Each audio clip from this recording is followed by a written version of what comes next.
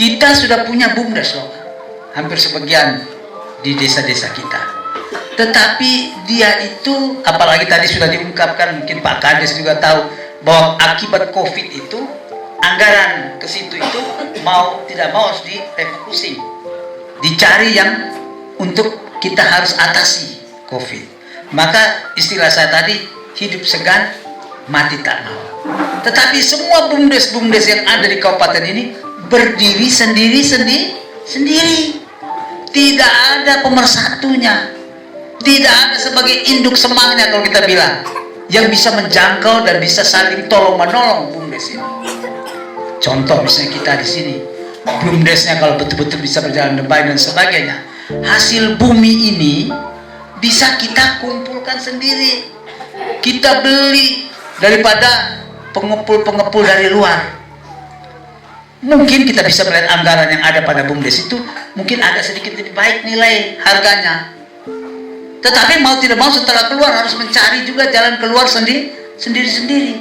Nah, maka untuk itu saya ingin menopang di tingkat kabupaten itu apa yang namanya tadi BUMD, Badan Usaha Milik Daerah.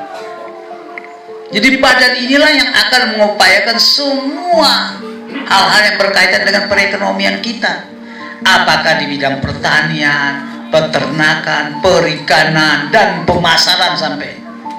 Sehingga kopra-kopra, misalnya contoh kita, kemiri-kemiri kita yang tadi sudah dipegang oleh BUMDes, itu bisa disalurkan bukan langsung ke pengepul, tetapi ke BUMD.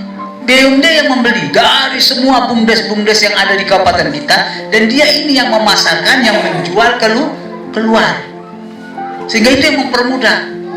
Jadi ibaratnya kalau ada orang yang dia punya uang cukup banyak, dia bisa buatkan cabang PT di sini, di sana, dan di mana-mana, lalu kumpul ke induknya, ke badan yang lebih tinggi.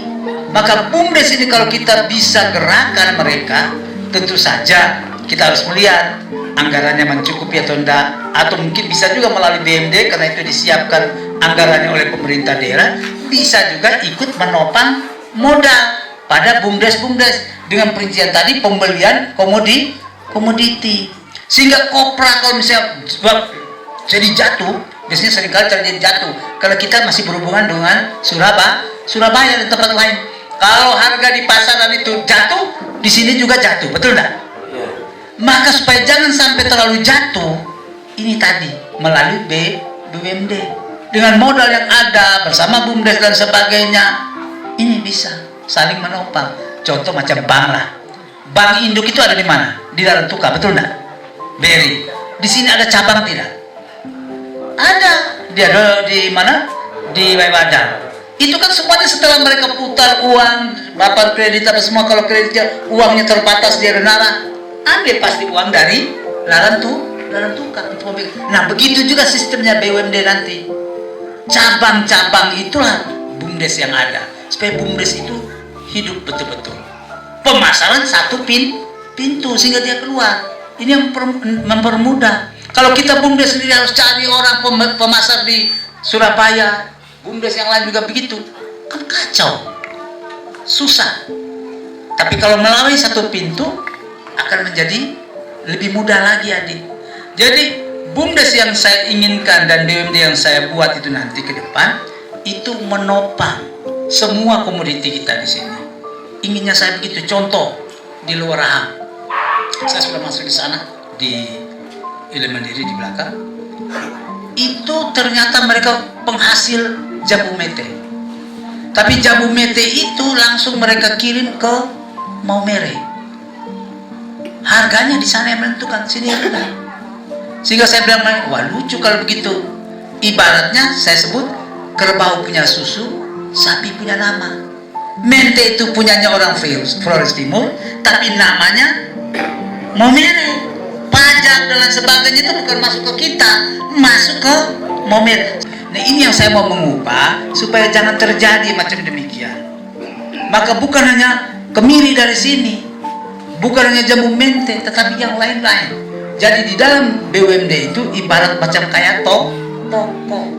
Jadi semua hasil bumi bisa diambil dan dilanjutkan ke level yang lebih tinggi tadi. Sehingga saya contohkan tadi BRI, cabang Waiwada. Ya, drop lagi kan? Harus kan? Cabang dilarang tukar. Begitu. Maka ini juga BUMD saya inginkan supaya masyarakat di desa yang selama ini kesulitan dalam pemasaran dan juga dalam harga, itu bisa bersama-sama dipikirkan. Jadi kalau mau turun sama-sama satu Flores Timur, naik sama-sama. Itu memang hukum dagang itu begitu, sehingga kita bisa menopang. Jangan dilarang tukar masih naik, di sini sudah turun. Itu bisa terjadi kalau tidak ada kerjasama. Maka untuk itulah sentra-sentra yang macam demikian perlu diperhatikan infrastrukturnya. Tadi kan ada disinggung, perlu ada jalannya yang baik, yang bisa mengeluarkan hasil bumi itu tadi. Maka kalau ada tadi berapa Lukman sudah lihat, saya sudah lihat. Hanya saya orangnya itu tadi saya bilang saya tidak mau langsung janji, tapi itu sudah menjadi perhatian. Nanti mungkin Bapak bisa terangkan. Artinya kalau saya sudah lihat, pasti sebagai bupati dan wakil bupati kami memang punya kewajiban. Infrastruktur jalan itu saya ingin ke depan itu harus menjadi lebih baik.